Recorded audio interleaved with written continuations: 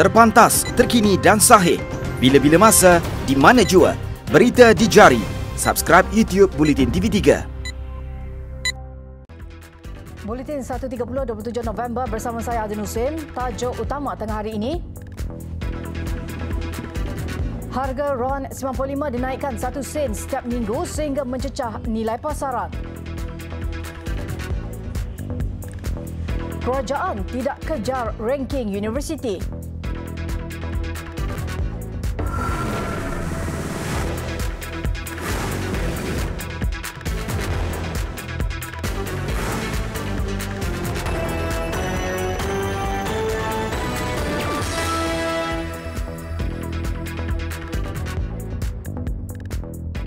Assalamualaikum dan salam sejahtera. Seorang anggota polis dan seorang kanak-kanak perempuan berusia 8 tahun maut selepas sebuah motosikal berkuasa tinggi merempuh kenderaan pelbagai guna MPV malam tadi. Nas berlaku di kilometer 75.9 Jalan Johor Bahru Air Hitam, berhampiran Kampung Paya, Simpang Renggam, kira-kira jam 9.45 malam. Mangsa yang maut anggota polis dari Ibu Pejabat Polis Daerah Batu Pahat yang menunggang motosikal iaitu Sarjan Muhammad Izzahari Abu Hassan, 56 tahun. Manakala Nur Farahana Komah Muda Muhammad Farouk, 8 tahun adalah penumpang MPV. Ketua Polis Daerah Keluang SCP Muhammad Abdul Ismail berkata, siasatan awal mendapati MPV dipandu oleh ibu mangsa cuba memasuki simpang di Kampung Paya Mas. Motosikal anggota polis itu tidak sempat mengelak lalu merempuh bahagian kiri kenderaan. Kedua-dua mangsa meninggal dunia di tempat kejadian. Mayat mangsa dibawa ke Hospital Encik Besar Haji Kalsum Keluang untuk proses bedah siasat. Vivo S1 Pro menerokai gaya anda. 4 kamera, 48 megapiksel, ultra jelas main kamera. Vivo.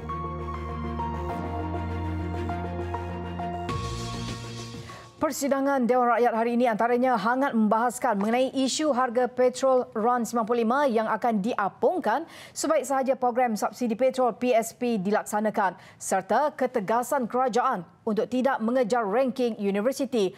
Untuk laporan lanjut kita bersama wartawan Nur Fazilah Muhammad Sahir di Parlimen. Silakan Fazil. Ya Hazlin, harga petrol RON 95 akan diapungkan secara berperingkat sebaik saja program subsidi petrol PSP dilaksanakan Januari depan bertujuan tidak membebankan pengguna. Timbalan Menteri Perdagangan Dalam Negeri dan Hal Ehwal Pengguna Chong Chen Jen berkata, kementerian memutuskan menaikkan harga bahan api sebanyak 1 sen setiap minggu sehingga harga petrol RON 95 mencapai harga pasaran. Kita akan mengapungkan harga petrol berperingkat iaitu 2 sen 1 sen, 2 sen 1 minggu atau 1 sen 1 minggu sehinggakan harga RON 95 mencapai harga pasaran. Menjawab soalan tambahan dikemukakan Ahli Parlimen Kota Samarahan Rubiah Wang berhubung mekanisme kementerian mengelak harga barang meningkat selepas pelaksanaan PSP. Menerusi program PSP, kadar subsidi diberikan adalah sebanyak RM30 sebulan bagi kereta dan RM12 sebulan bagi motosikal. Untuk permulaan, penerima PSP merupakan penerima bantuan sara hidup BSH di Semenanjung Malaysia yang memiliki kenderaan atas nama sendiri dan cukai jalan yang sah.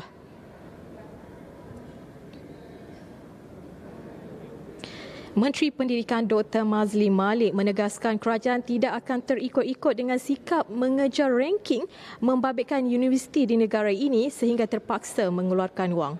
Sebaliknya, sepanjang 2 tahun lepas, kerajaan berjaya melahirkan universiti yang bukan sahaja berdaya saing, malah mampu membawa perubahan kepada masyarakat. Mengeluarkan duit dan sebagainya, akhirnya ranking yang dikejar itu tidak menggambarkan apa yang sebenarnya berlaku di universiti kita. Kita mahu melahirkan sebuah universiti, bukan sebuah. Kita mahu melahirkan universiti awam kita, pertama, yang berdaya saing di peringkat global. Dan yang kedua, menjadi penjana kepada penghasilan para intelek dan cendekiawan yang boleh menyelesaikan masalah masyarakat. Tambahnya, pencapaian universiti awam bukan diukur melalui angka. Sebaliknya, peranan sebenar mereka. Contohnya, Universiti Putra Malaysia UPM dan Universiti Utara Malaysia UUM yang mencapai ranking 100 bagi indeks kehijauan. Universiti Islam Antarabangsa UIA pula tersenarai sebagai universiti terkemuka dalam pengajian kewangan Islam. Kerajaan tidak menanggung sebarang kos untuk program Food Bank Siswa Malaysia yang dilancarkan pada Februari lalu. Sebaliknya, ia dijayakan sepenuhnya pasaraya yang telah memberi komitmen bersama kementerian dan menderma makanan. Bagi melindungi penderma terbabit, Rang Undang-Undang Perlindungan Penderma Makanan 2019 telah diluluskan dan seterusnya akan dibentangkan dalam Dewan Negara tahun ini. Kita laksanakan dahulu, tidak ada kos kepada kerajaan.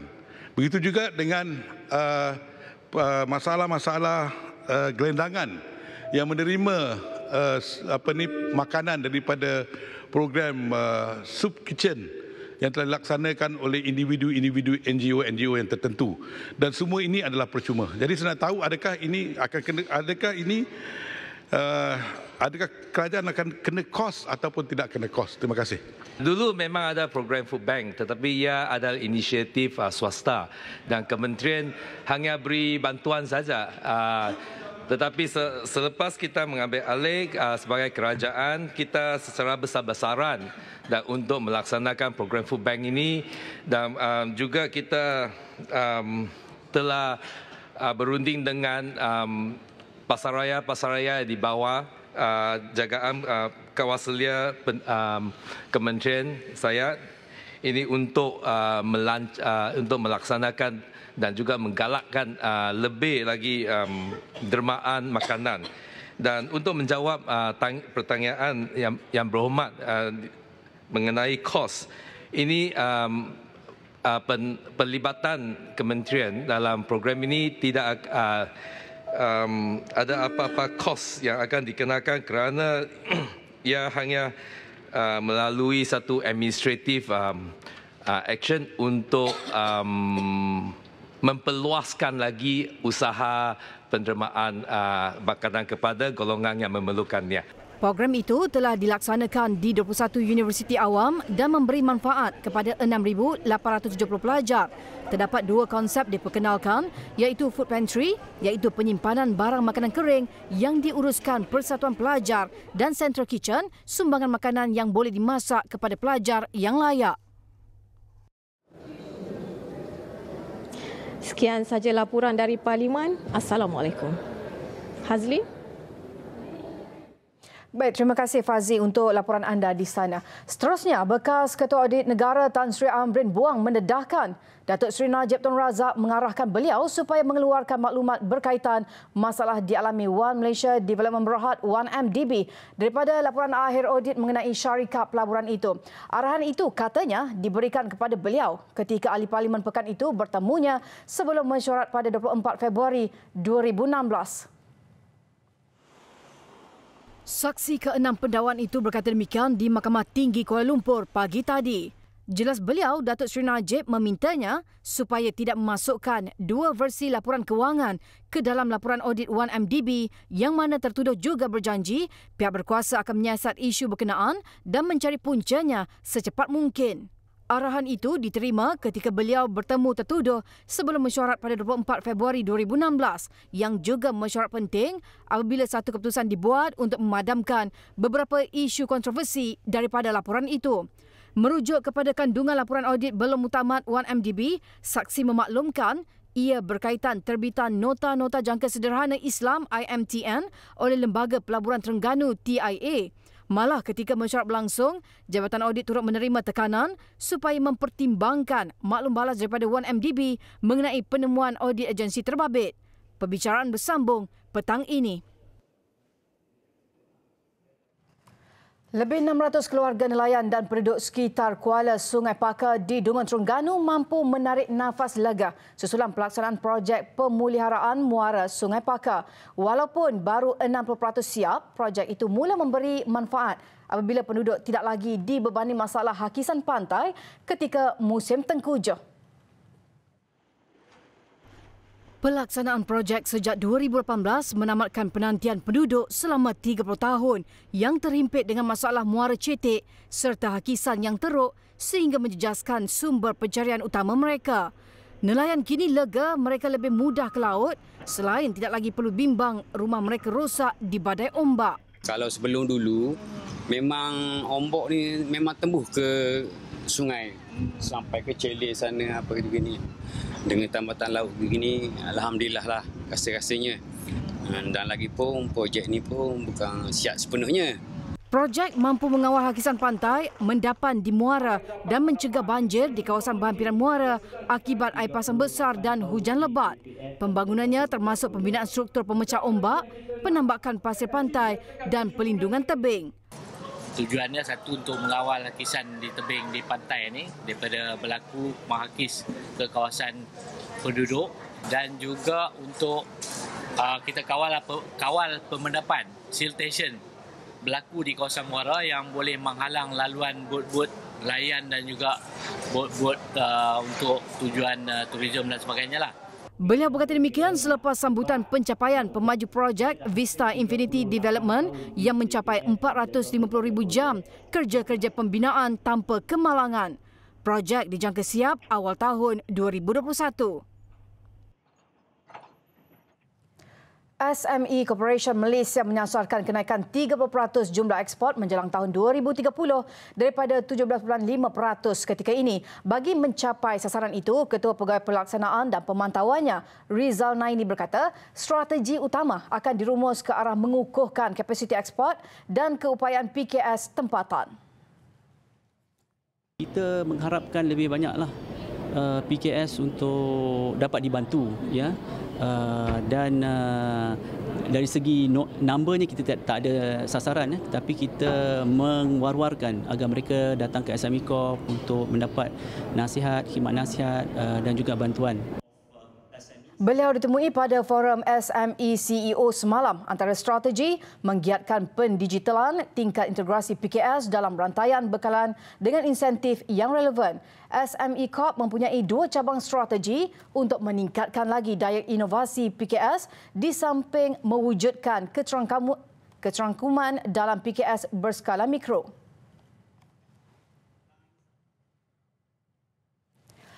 Dalam usaha meringankan beban, 80 anak yatim dan asnaf di Selangor menyertai program berhatan perdana anjuran Yayasan Islam Darul Ihsan. Program mendapat kerjasama Lembaga Zakat Selangor dan sebuah pusat pengajian tinggi swasta. Pembantu Esko Hal Ehwal Agama Islam dan Pendidikan Selangor, Muhammad Zawawi Ahmad Murni berkata, kerajaan negeri prihatin terhadap golongan asnaf dan golongan B40. Di hujung tahun ni kebiasaannya anak-anak cuti sekolah panjang, jadi komitmen ibu bapa banyak. Jadi ada memang di kawasan-kawasan yang ramai orang-orang miskin, mereka tidak mampu untuk mengkhatankan anak mereka dan mereka menangguh-nangguhkan. Jadi dengan adanya program ini, tentunya dapat meringankan beban ibu bapa, terutamanya golongan asnaf fakir miskin untuk mengkhatankan anak mereka. Kalau kita nak pergi ke klinik swasta, ke klinik mana-mana je lah, itu satu pembayarannya dia pun mahal lah. Kalau macam ada program macam ni, alhamdulillah pihak masjid dan pihak kerajaan negeri memberi keringanan lah kepada rakyat dan masyarakat lah umum. Rasa tak takut lah, rasa best lah. Kenapa tu? Kita jadi bersih lah, tak ada kotor-kotoranan, jadi bersih. Mungkin nak jadi orang dewasa lah ni. Nak jadi orang dewasa lah. Kita sudah sunat kan. Peserta yang berkhatan berdaftar di bawah Yayasan Islam Darul Ihsan dan asnaf berdaftar di bawah Lembaga Zakat Selangor. Operasi khatan dilakukan oleh 4 doktor dari Management and Science University Medical Center MSUMC.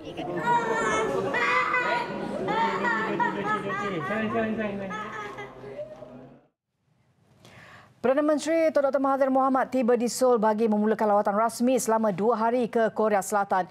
Beliau yang diiringi isteri Tun Dr. Siti Hasmah Muhammad Ali sebelum ini berada di Busan sejak Ahad lalu bagi menghadiri sidang kemuncak peringatan ASEAN Korea. Pesawat khas membawa Perdana Menteri dan Tun Dr. Siti Asmah mendarat di Pangkalan Udara Seoul pada jam 1.20 tengah hari tadi waktu tempatan. Hadir menyambut ketibaan mereka termasuk Menteri Kesihatan dan Kebajikan Korea Selatan Park Nyung-ho dan Duta Korea Selatan ke Malaysia Lee Chi-byung. Tun Dr. Mahathir kemudian diberi sambutan rasmi oleh Kerajaan Korea Selatan. Ini adalah lawatan rasmi pertama Perdana Menteri ke negara itu selepas dilantik sebagai Perdana Menteri Malaysia ke-7.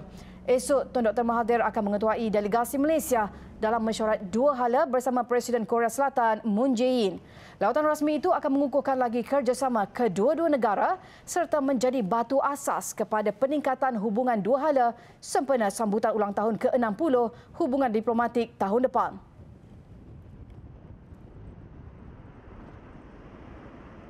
Kita ke laporan antarabangsa. Kumpulan pertama mayat pendatang Vietnam yang maut dalam truk sejuk beku di Britain bulan lalu tiba di Vietnam awal pagi tadi. Mayat berkenaan kemudian dibawa pulang ke 3 wilayah berbeza di bahagian tengah Vietnam. Kesemua 16 mayat tiba dengan penerbangan komersial Vietnam Airlines dari London ke Hanoi dan disambut oleh ambulans serta pegawai keselamatan. Baki 23 mayat dijangka tiba dalam tempoh beberapa hari. Keluarga mangsa terpaksa membuat pinjaman dalam jumlah besar daripada kerajaan bagi menampung kos membawa pulang mayat. Kesemua mayat terbabit dijangka diserahkan kepada ahli keluarga lewat hari ini di 3 wilayah tengah bagi membolehkan urusan pengebumian. 31 mayat lelaki dan 8 mayat wanita ditemui dalam sebuah lori sejuk beku di kawasan perindustrian di Essex, Timur London pada 23 Oktober. Hujan lebat yang menyebabkan insiden tanah runtuh di Kinshasa, Republik Demokratik Kongo meragut 41 nyawa. Mangsa yang maut termasuk seorang kanak-kanak yang terkena renjatan elektrik. 3 daripada 26 daerah di bandaraya itu terjejas teruk. Lebih 300 kediaman musnah akibat ditenggami air.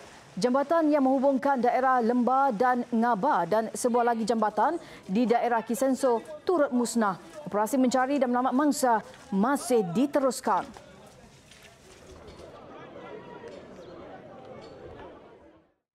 Gempa bumi 6.4 magnitud yang melandai Albania semalam telah meragut 23 nyawa, manakala lebih 650 yang lain cedera. Setakat ini, 45 mangsa yang terperangkap di bawah runtuhan diselamatkan. Seramai 300 anggota tentera dan 1,900 anggota polis dikerah ke Durrës dan Tumana untuk membantu operasi menyelamat. Kerajaan Itali, Greece dan Romania turut menghantar pasukan penyelamat untuk membantu. Perdana Menteri Albania menjanjikan bantuan segera kepada mangsa terjejas, sementara kesemua sekolah di Durrës, Leuze dan Tirana ditutup susulan gempa.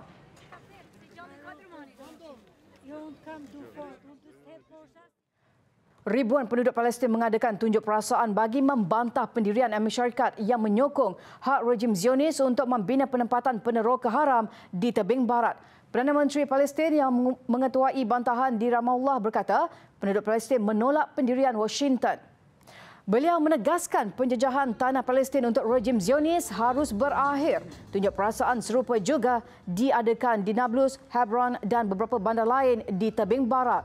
Di beberapa lokasi, pertempuran tercetus antara penduduk Palestin dan tentera Israel. Menurut Persatuan Bulan Sabit Merah Palestin, seramai 63 penduduk Palestin cedera dalam pertempuran.